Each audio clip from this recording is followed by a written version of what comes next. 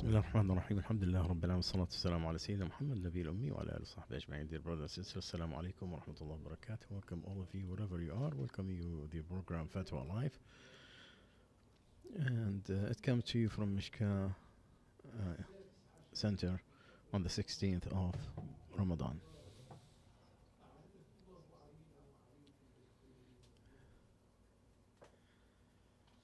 The first question tonight: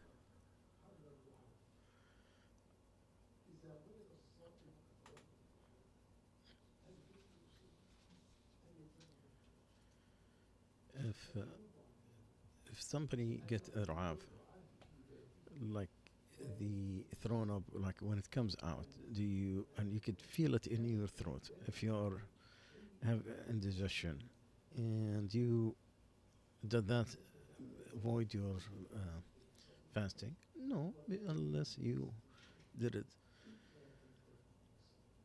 The Prophet ﷺ told us to do istinshaq, which is like to gurgle in your mouth and wash your mouth.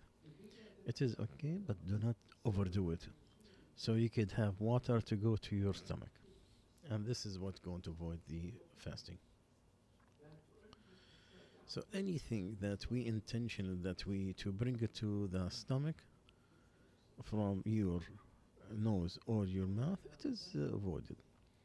But anything that you have no control of it, it's within the forgiveness, because Allah said He will not overburden any soul more than we could have, and it will earn what has gained and what it has done wrong. And Allah then said the dua, oh Allah, forgive us if we made mistakes or forgot. And the hadith, Allah said, I did, that I will not take you accountable for forgetting it or making a mistake. Allahumma lakal hamd.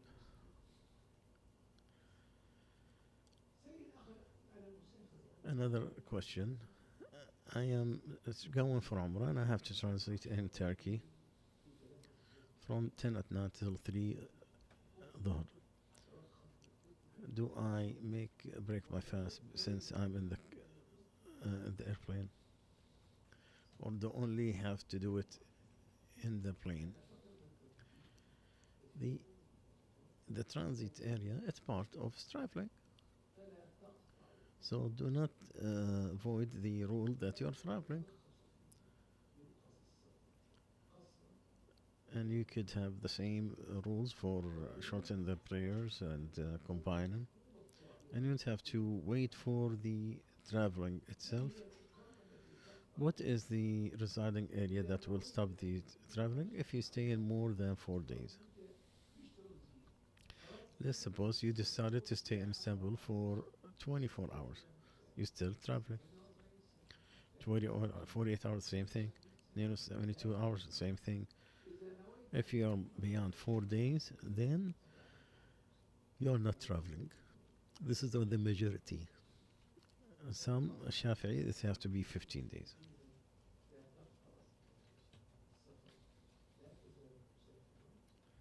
So you still consider traveling, and you still have all the rules, all the shortcomings for the traveling. But the questions, which one is better for the traveler? To break his fast or to fast? The traveler, take what is more gentle for him, what is more lenient for him. If it is to break his fast, and fasting is going to be hard on him, then to break your fast is better. But it's not going to be hard for you, and you are capable to fast with no hardship, then fasting is better. Because you're fasting with a group of Muslims, and you bring the fasting during the good time, which is Ramadan. And ask Allah Azza wa Jal the success, inshallah. Can you take the zakah of mal to buy medical equipment from a hospital? We pay the money for the organization, and we make a deal with it to spend on building or to prepare intensive care or to do any of that things. the the original thing about zakat al-mal is to give the money where somebody owns it, and it's not to allow the one and the poor. He can decide what he wants to do with his money. That the right that Allah has given to the poor. You still have your right on the money as long you own it. You're supposed to put the zakat al-mal in his hand, in the hand of the poor, and then it is up to him to do whatever he wants. That's the origins. But sometimes the vital interest requires something different. For some of the zakah for the poor or needy, to do certain programs that's going to be for them. No one will benefit from it except them. They cannot do it without themselves. The poor cannot do kidney dialysis, and their need for it is very urgent. It's a life-death issue, and that's the only way to establish it is through the zakah. So there's not a problem to spend the zakah to establish something like that. But listen, but the the benefit should be only the people of the zakah. If it is somebody else, it has to be with money. They have to pay money that goes back to the poor.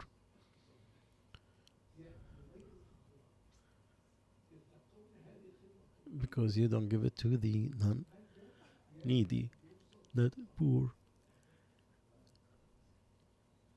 Because then you spend the zakah on somebody who is not part of the zakah avenues. Because Allah has made it very clear who deserves the zakah. And the 8 categories are very well cleared.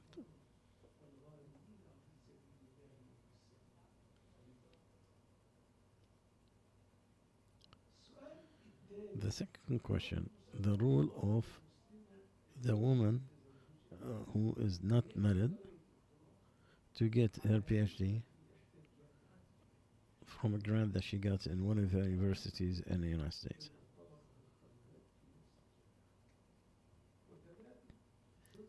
And to exchange with the permission of her father.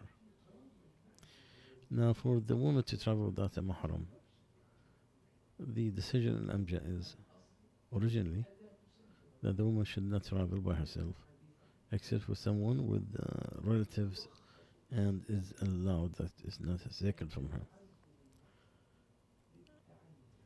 And she gets that permission for education, and has to be with the permission of her father.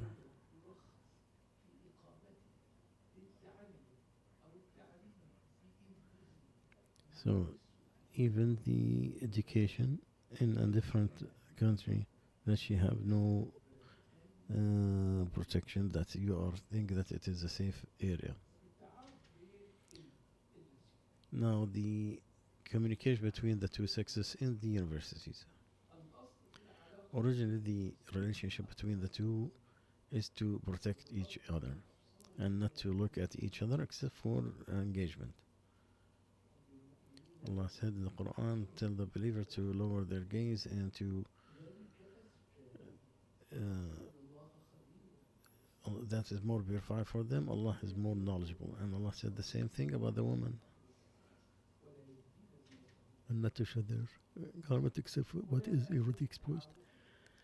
It is okay to know between those who once led the marriage with the knowledge of the family, and the talk is going to be in goodness, whether it is direct or indirect, or through the social media, because of marriage. And the measure for this, everything that is allowed to say it because of the marriage.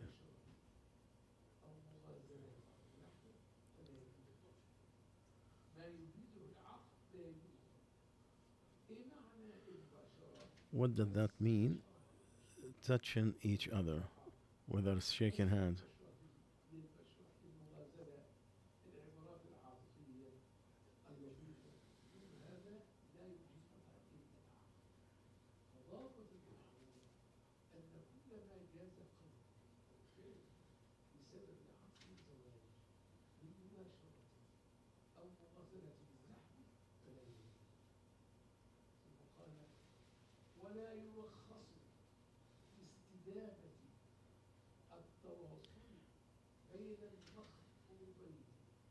And it is okay for the engaged to talk to each other directly through the social media, except for a need. Like it has to be with the knowledge of the parents. In particular, they make sure nobody is looking at them.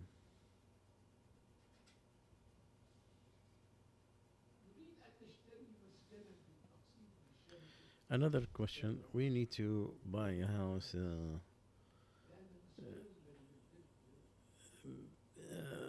with a distance, and the place that we reside in, it's too far.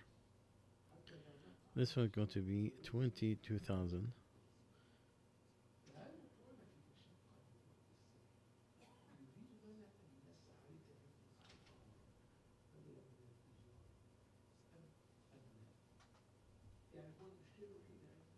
The only problem, the owner, there's a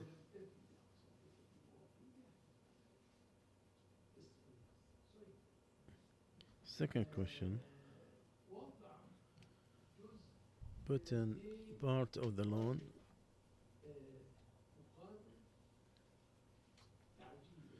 to rush paying it back. Is that allowed or no? Like we pay 22,000. I might increase it. Instead of making it in 2 years, I'll make it earlier, and it will be less money that I have to pay.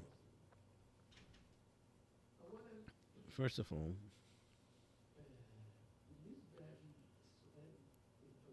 the first question, the charges, late fees charges are riba without a doubt.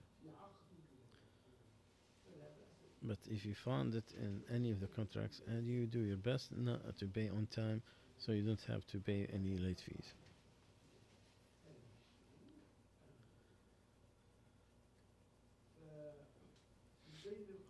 One of the decisions for Fatwa, the late fees are not allowed on houses, whether it is a loan, direct loan, or utility, or buying and selling with payments. With the taking all precautions to stop the matter, which is the delay of payment whenever you have the money. Now, when the Muslim is forced to accept this kind of condition, and some condition, like in the rent, and the company, the electricity,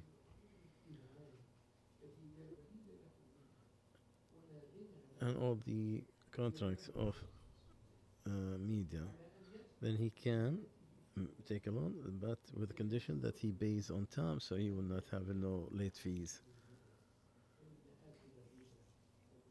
The person who do riba and the one who takes it is all, and the one who writes is the same. To shorten the loan, so he could rush back on paying,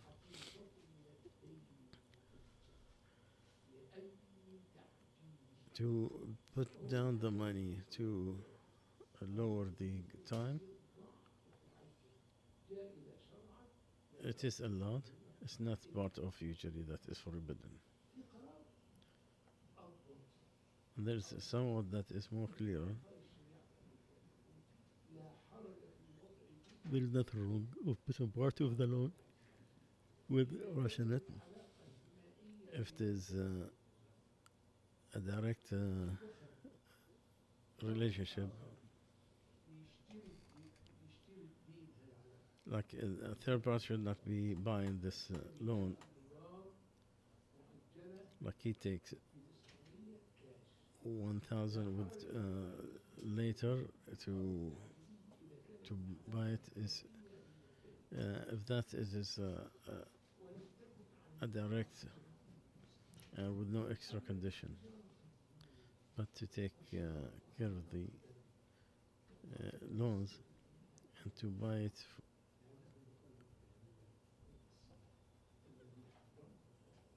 There's the riba of Nasi'a, which is the answer of the people of Fatwa in Bilad Haramain. There is a dispute between the scholars. What it looks like, it is allowed to rush and pay early. Yes, and Ibn Taymiyyah Ibn Qayyim accepted, and it's related to Ibn Abbas. May Allah be pleased with him.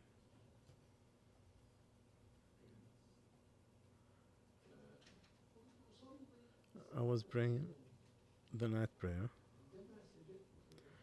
when I prostrated and I started the tashahhud. Then I realized what I'm doing. So I went the second rak'ah after I said salam. I made the sujood sahwi. So I was praying at the night.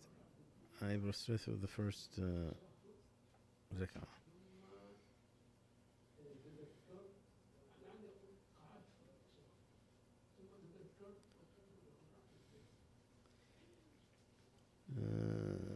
It's the same thing, like you increased and a tashahhud,